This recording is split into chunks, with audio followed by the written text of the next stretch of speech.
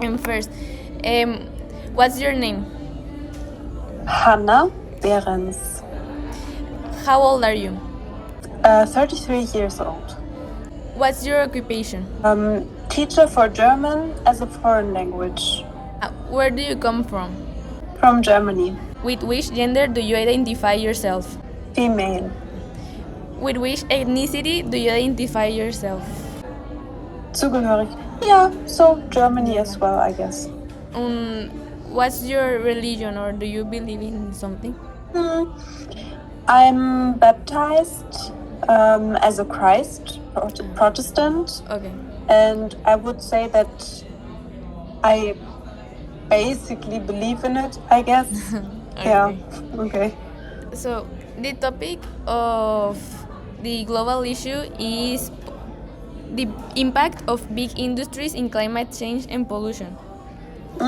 Interesting. How big do you think is the impact of the big industries involving climate change and pollution? Like, do you think they have most of the fault, or is the blame on each one of us, like collectively? Well, I guess both, because the industry produce and we consume. So it's from both sides, offer and demand, I guess. Okay. How serious do you think climate change is a problem in your community, like, or in Germany? Germany is not as strongly affected as other countries, but I think we all have a responsibility for the next generation. So it's our problem as much as anyone's. In Germany takes it seriously, no? The climate change, or not that much? I think we try to take it seriously, but there are strong industrial lobbies who influence the lawmaking. Like there's always a approach to make stricter laws, and then the industries come and the laws are softened again. For money. For them, of course, for profit reasons. How did you personally become aware of the impact of climate change? I guess it was during my bachelor studies, more through my study mates who had a strong interest in the topic, and then it became my topic, and I made it my study topic. I wrote my bachelor thesis about sustainability reporting, for example. What values or traditions do you think have an influence on your perspective of climate change? I didn't hear that. What Ah, traditions? values or traditions? What Values or values or traditions? traditions? Well, traditions, I guess, is routines you pick up from your parents, you know, how you cook, how you shop, but only partly. Of course, as an adult, then you set also your own routines, Your own habits, yeah. your own habits, but there's some part from the family life. And yeah, values is always the basic set of principle for politics also, right? The different political parties have different sets of values. So for the Green Party, of course, there is a set of values that's lying the basis. Yes. Do you think that climate change and pollution has a big impact on your personal life or community? Personal life, in a way that I try to adapt my consumer behavior, not in a way that really changes routines, I would say. So it's not that common, like, to make an effort to be like eco-friendly or like that in Germany. Yes, maybe I understood the question wrong. Every one of us does it in his own or in his or her own personal way. Traffic behavior, holiday, vacation behavior, shopping, eating, but it's hard to do. Like no one can achieve 100% sustainability. But I guess we often talk about it in daily life, I guess. But that's I set this as as a precondition. Like we're doing it every day, you know, everyone in our own little way, but not more. You know what I mean? Yes, of course. Yeah. Yes, yes. From your perspective, how do you think that large industries are contributing to pollution and climate change? Well, I guess you have to look at the complete production chain and product cycle. If you look at production chains, it starts with where do they get their resources, right? From which continents, under which social working and environmental conditions there. Like you have to start at the origin and then you can analyze every step of the transport and production chain. And in Germany, they issued a law. It's called supply chain law. So now companies from a certain industrial size on, they have to do a yearly reporting to check the sustainability at each step in the production cycle. But here again, the lobby has softened the law again. I guess this law has failed its goal because they made it too much about documentation. You know, the idea is good, but it would totally be enough that companies report every 2 or 3 years about it.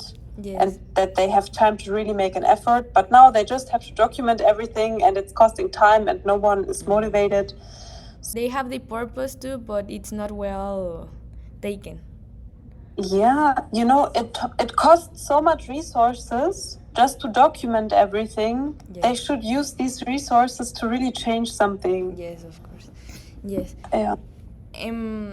Is your government or German government transparent about these laws or this change in the laws? Yeah. Really transparent. Okay. Do you believe these industries are doing enough to reduce their environmental impact? Well, I guess there are some who really have the spirit, but oftentimes you also hear the spirit, you know, other countries don't do it, so when we do it, it wouldn't even make a difference. Yes. And that's a very bad basis to start because then no one will start. Yes. And Germany used to be a leader in these green technologies, but in Germany we are very unflexible and it hinders us in innovation. You know, we are not that innovative anymore as we used to be. Do you think the big companies shift the blame for climate change into consumers? I haven't heard it that way. It's a new thought for me. I don't know about that, but I would come back to what we talked about earlier, 50-50 responsibility, industry and consumer. Follow-up question. Do you trust you said no, right? Like the laws and policies that have been made not effective enough, have not been... Yeah. I think it's difficult because if you set a goal by law, it's how in Germany we have a saying, what is the egg and what is the hen? Like what comes first, the solution or the law? Because you have a law that everything should be more sustainable, but you don't have the solution yet. Yes. You know, the people don't know how to reach it. But in my opinion, if there's no law, the people will be too lazy to create the solution. You need an incentive to work on it. So what do you think needs to be changed? Like, which actions do you think must be taken to have a real change in society, in industry, government? Or everybody? Yeah, is that the right word? Monetarization, like you used consequence, and then I mean the consequence that everyone feels is money, right? That's Yes, the tool you can use. So it's I think in some branches they started to do it to monetize ecological effects or social effects.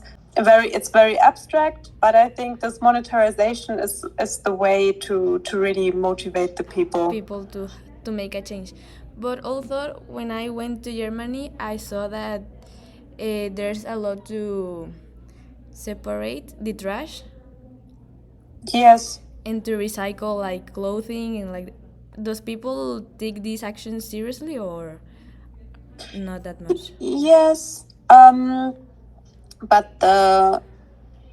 it would be better not to produce the trash in the first place.